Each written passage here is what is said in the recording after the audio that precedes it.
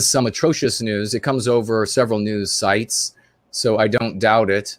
This one's title is UK National Health Service to deny treatment for, quote, racists or sexist language, gestures, behavior. National Health Service, NHS Trust, has announced that it will withdraw treatment from patients it deems to be racist or sexist. Of course, these are anti-white slurs. Ladies and gentlemen, never use them yourself. Never use the word racist. Never use the word sexist.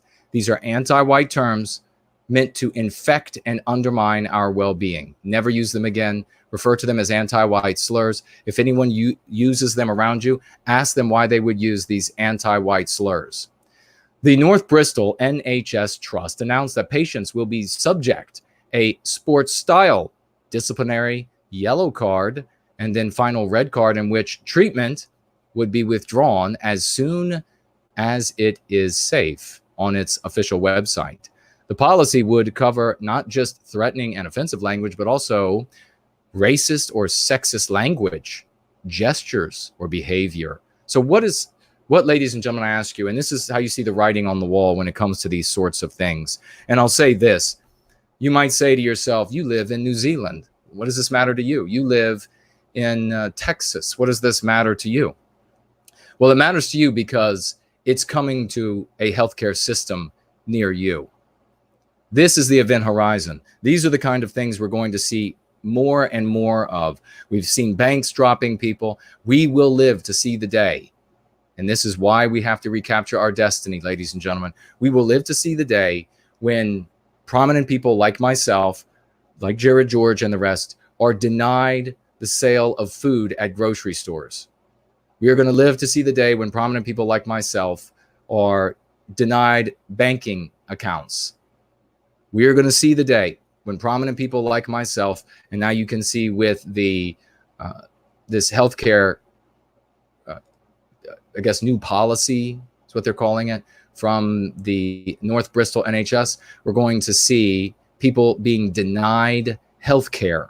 You're already seeing, and I'm hearing from mothers saying that if they do not submit to anything the family doctor wants to do, then the doctor will not treat their children. We are already seeing that across the United States. And it's coming in the way of parents either not wanting any inoculations or not wanting certain inoculations. And certainly there are some that are demonstrating that they are more dangerous than others. And parents just saying, well, I opt out of that. Instead of the physician saying, okay, well, sign this form saying that you opted out, and so then you can't sue us later if your child gets X, Y, or Z. Instead of that, the doctor is saying, no, you have to do every single thing we say to your child, or your child can go and suffer.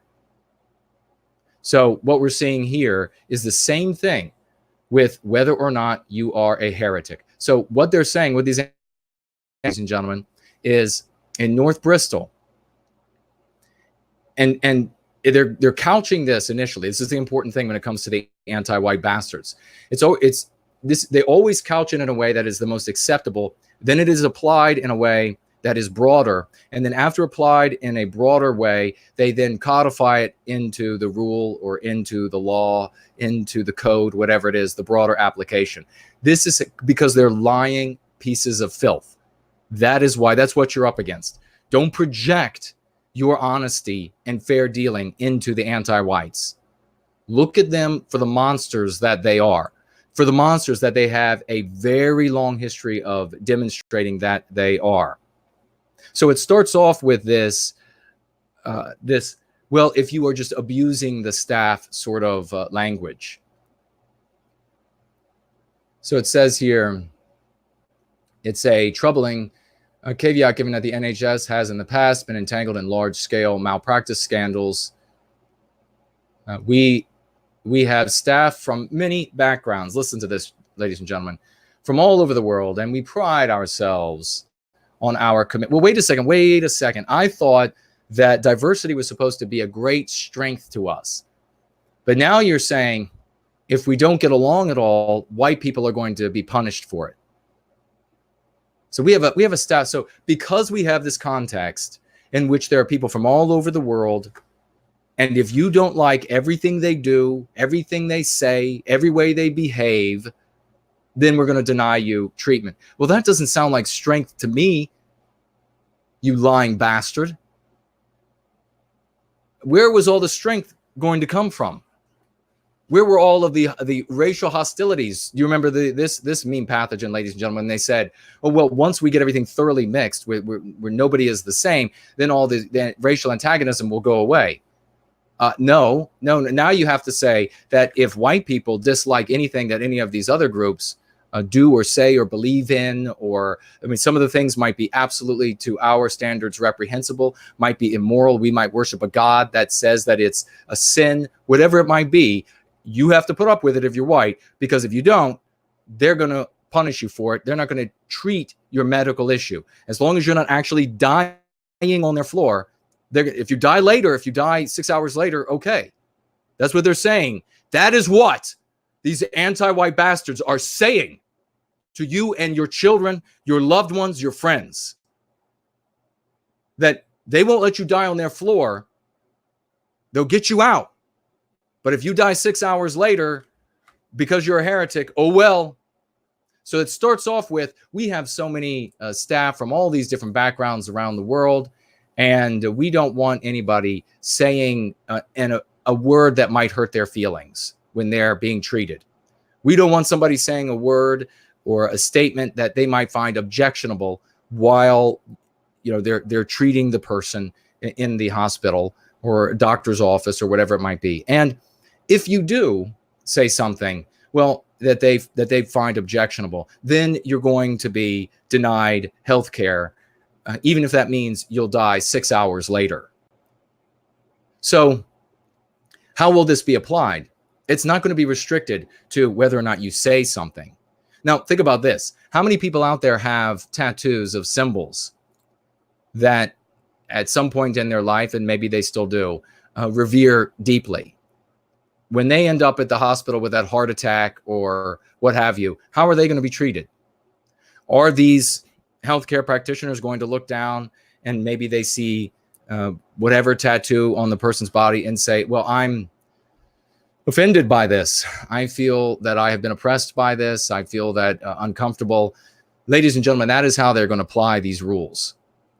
All it's going to take is an anti-white, non-white person to say that they feel like there is an aura. They feel like there's a tension. Well, yes, he or she didn't actually say a particular set of words or actually make fun of my headgear or whatever it is, but I feel like they did. They're looking at me with that way. Rest assured, the anti-whites will apply it that way. And then if you think that that's going to end there, and then, as I say, they'll codify it into the law after the fact, or into the rules after the fact. That it can be just a way, a spirit that is being conveyed. I guarantee it. But then it's going to come down to this too as well, because we know this with anti-whiteism and anti-whites, that it is a insane cult that is purity spiraling itself like there's no tomorrow. We know that what's going to end up happening is you're going to come in there and you're going to have something, a tattoo that is acceptable today, maybe an iron cross, for example. Maybe the pagan with the triangles, or maybe you have some sort of tattoo that is acceptable today. Maybe even a patriotic tattoo. Maybe the Gadsden flag tattoo, and it's acceptable today. But in 10 years from now, that will be grounds for denying you health care. And how about this? We talked about before, it's not good enough to be anti-white enough today for the anti-whites. You have to be anti-white enough for all time for the anti-whites. So 10 years from now, are you going to be denied health care because you were a member of the golf club that only had 5% non-white people? It was okay 10 years ago, 15 years ago, but today you don't get treated for emphysema. Today you don't get treated for cancer. Besides the whole the floor on which they're treating the oncology is full with people from other parts of the world who have cancer, so they really don't have time for you anyhow. But you were a member of that golfing club that only had 5% non-white people. So now you're denied.